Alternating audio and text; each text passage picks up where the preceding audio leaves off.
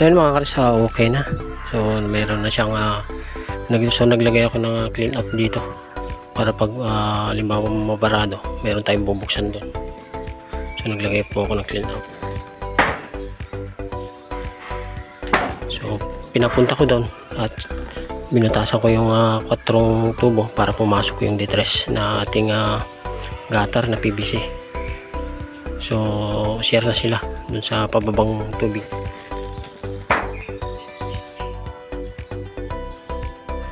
So okay na. So lalo pang tumibay nung naglagay ako ng black screw. Yan.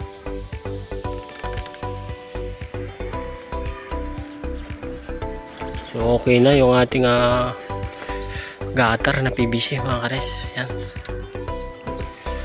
So madahon dito kaya hindi pwedeng maglagay. Yan. So mahaba yan mga kares.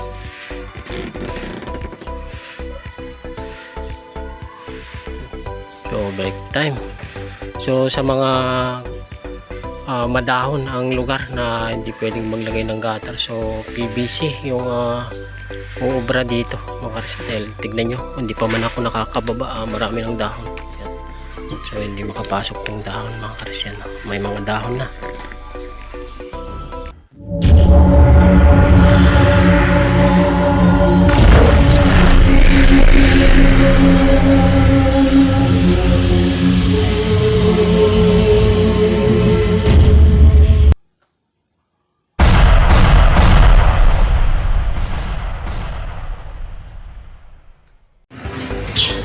So yan, good morning mga kares. So gagawa tayo ng alulod o gutter na tubo. So i-share ko sa inyo kung paano ko ito o paano yung ginawa. So yan, kung bago ka pa lang sa channel ko, huwag kalimutan mag-subscribe at pindutin na lang yung notification bell para lagi kang updated sa mga bago kong video. So yan, silipin natin ang starting nito.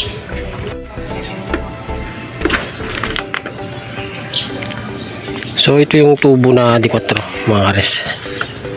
So yan, nagtabas tayo dyan para siguradong hindi na makakapasok yung dahon. Yan. So dalawa yung ilalagay kong PVC na gutter nya mga kares. Isa pa dun. So detress na lang yung ilalagay natin sa bandaron. So ito yung request ng may-ari kasi madahon dito mga kares. So sobrang dami ng puno. So hindi ubra yung gutter dito. So kung makikita nyo tong kabayan na hindi siya naglagay ng gutter. Yan. So malaki tong kabayan. So walang gutter dahil sobrang dami ng puno. So sa parting to lang ang lalagyan namin ng PVC gutter. So D4 po ito. Sa bandang baba D3.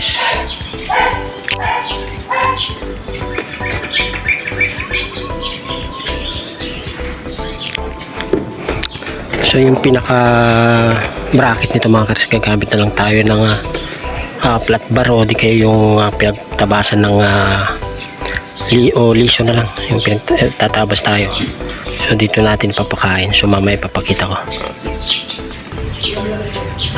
So sa mga parting iba hindi nalalagyan, dito lang mga kares sa parting to dahil dito yung maglalaba. Ito yung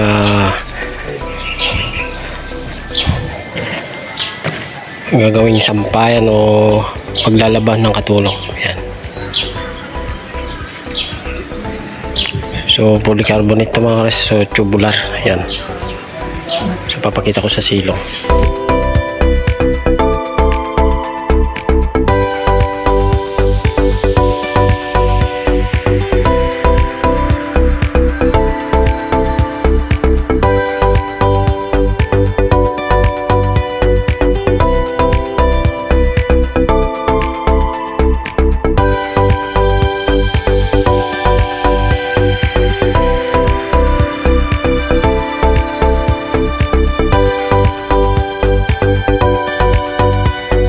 Pagtabas ng ating tubo mga sa yan. So 2 cm yung ginawa ko na pagkat dito.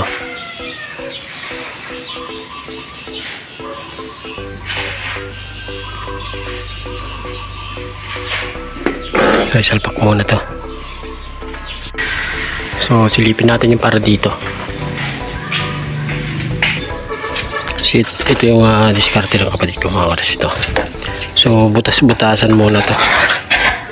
Dahil polycarbonate yung ilalagay dito. So bubutasan muna natin. Tsaka niya pa pinadaanan ng grinder.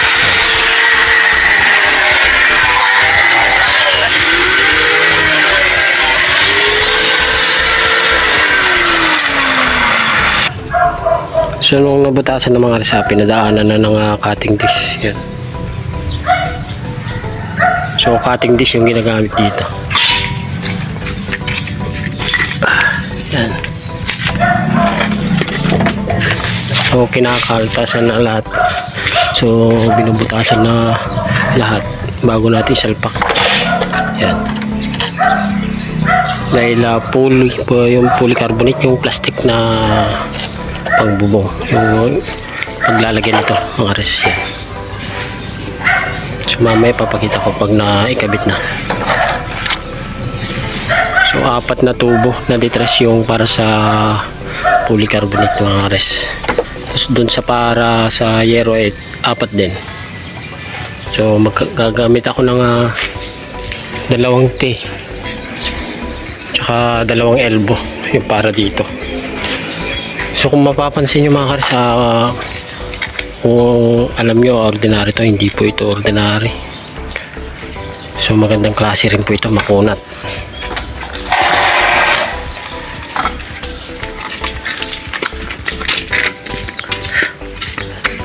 So yan yung tatak niya, mga kares, sa alas ko. So hindi rin to ordinary lang, mga kares, magandang klase din. So ayan, yung position nitong para sa polycarbonate, mga kares, yan. So siguradong hindi papasok yung mga dahon.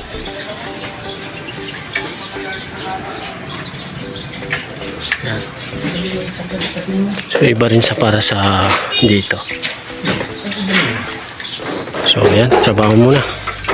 Mga kares, na kompleto na. So ipipix na lang ito. Yan. Ito po yung pinakasilong. So dito na lang dadaan yung tubig pababa. O sa dulo. So sa dulo-dulo. Ayan.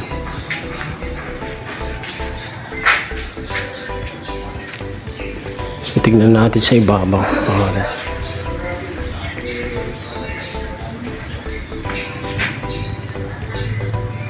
Okay tayo. So ito yung magiging position niya sa ilalim, sa loob, mga kares.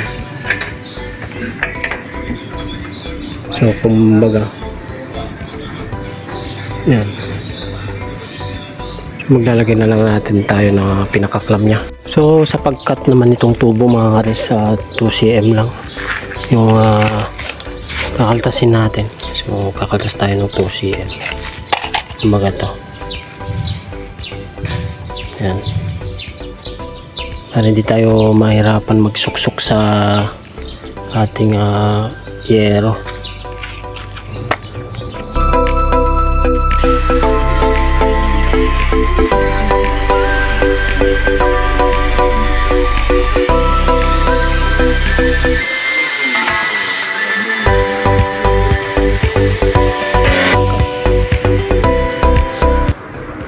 Ito po yung matatanggal natin.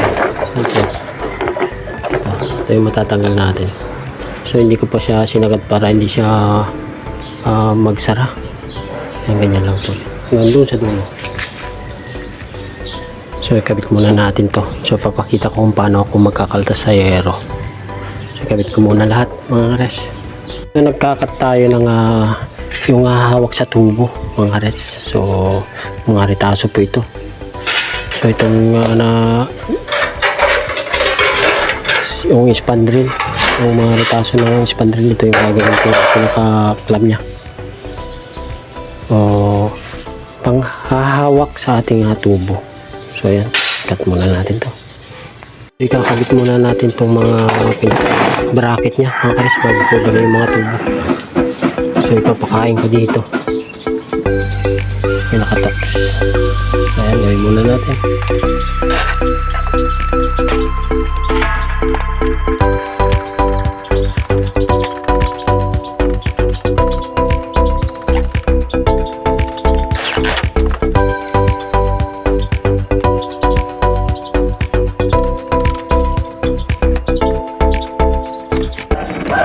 So ayan, ikabit na natin tong isa. So mga 6 na ganito yung ilalagay ko mga ares. Ito yung magsasalo sa ating tubo. Ayan. Ito yung hahawak. Ganyan natin muna lahat bago natin ikabit yung tubo. So nakakagat ko ito dito. So ayan mga kalsa, ikabit na natin lahat yung kanyang pinaka-clamp. So ikakabit na muna natin itong mga tubo. So ayan, kompleto na. So natabasan na po lahat yan. Babawasan na lang sa bandaron. So ikakabit muna natin dito sa una. So gagamit tayo ng silicone ay ng pandikit dito sa tubo. Gamit tayo ng mga solvent sa mga dugtungan, mga ares. So hindi naman po kailangan ng matibay dahil meron naman po ito. Pwede natin tukudan sa pinaka dito para hindi siya mabigatan. So depende na po sa discard nyo. So binigyan ko lang po kayo ng idea sa about dito sa pagkabit ng PVC na gutter. Kung madahon sa inyong lugar, pwede po ito. So, dito madahon. So kabit ko muna.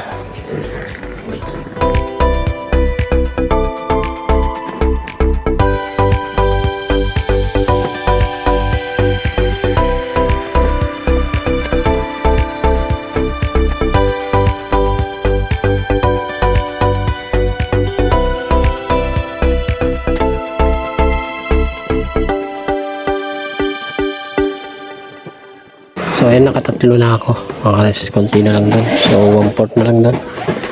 So bago ko pagdugtungin ito mga kares, lalagyan ko ng solvent bago ko siya ipapasak dito sa kadugtong nya. Saka natin lalagay ito.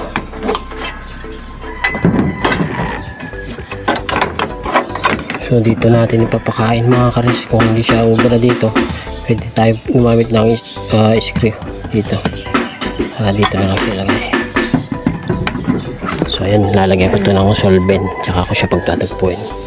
Tsaka tayo magtatapos ng ganito mga kares. So share ko sa inyo kung paano ito ikat. Ito yan, so nakat ko na po yan. So dito hindi pa. So ayan muna. So nakapaglagay na ako ng 2 clamp mga kares. So kakaltasan ko muna itong mga to bago ko siya lagyan ng clamp para maglapat kagaya nito. Yan. Kasi kung ikaklam mo na hindi pa siya natabasan, hindi siya maglalapat dito sa yero mga kares.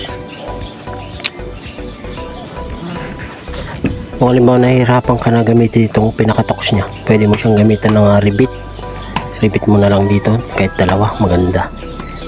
So ako dito ko na nilagay para mas makapit. Yan.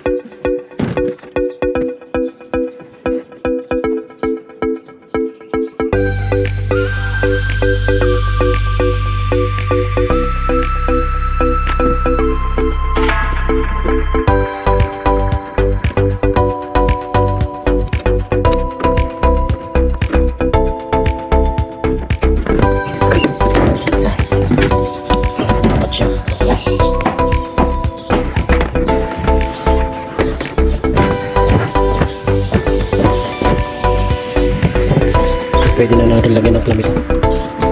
Yung tinapos natin. So lagyan natin ng clam.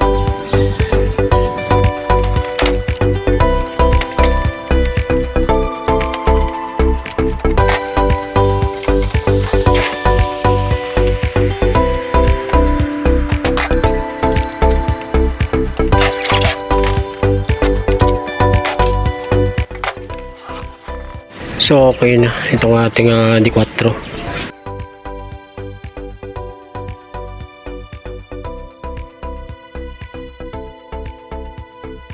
Yan. Yan yung sa loob niya. Itong D4 naman tignan natin yung pinakailalim. Yan. Ito na lang kakabit natin yung papunta dito sa baba na tubo. Gagamit tayo ng isang ting D4 tsaka isang elbong D4.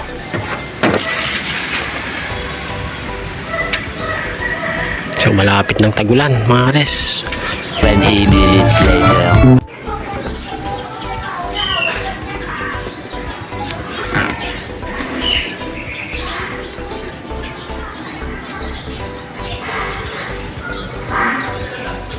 So yun mga kares, okay na. So meron na siyang naglagay ako ng clean out dito para pag limbawa mabarado, meron tayong bubuksan doon. So naglagay po ako ng clean out. So pinapunta ko doon at binutasan ko yung 4 tubo para pumasok yung detress na ating gutter na PVC. So share na sila doon sa pababang tubig.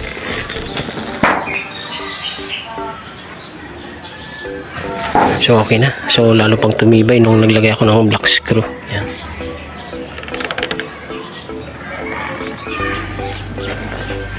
So okay na yung ating gutter na PVC mga kares. Yan.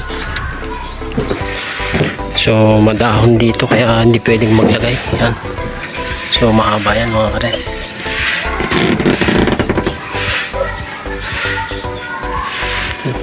So break time.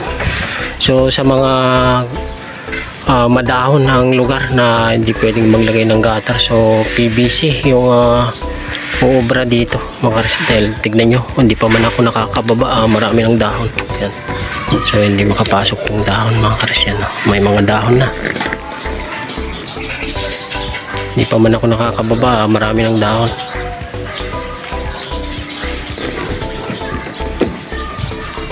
So dalawa yung nilagay ko, gawa ng hindi niya kakayanin kung yung detress lang sa baba ang meron, kaya naglagay na rin ako dito. So hardware na nagsara ito kaya marami stock si boss. So maganda, kakayanin niya yung maraming bulto ng tubig dahil tingnan nyo naman galing sa taas. Kaya kakayanin niya yung tubig na bababa dito. At 1 metro yung ating clamp.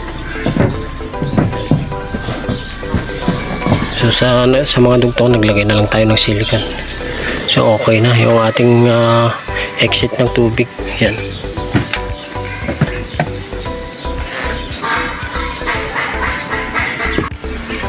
So dito naman mga kasama.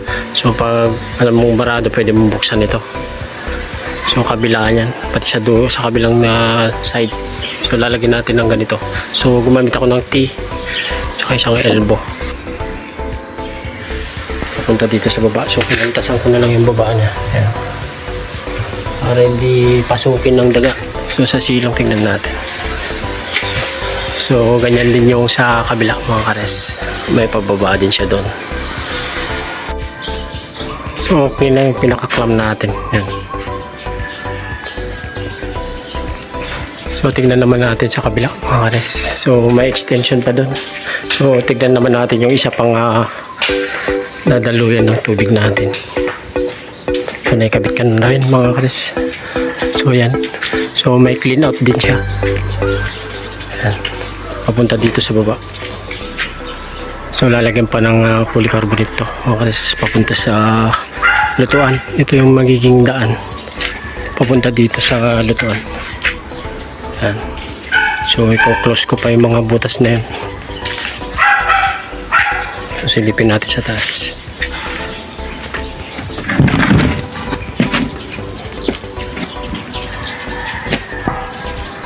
Ay.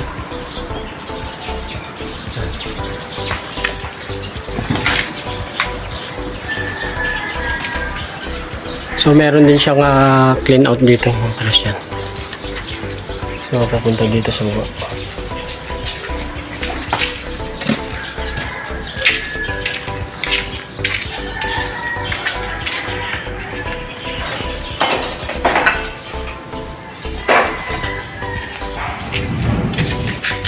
So ito yung D3. So sa bandang gitna D4. Yan. So ayan, ang ganda mga res.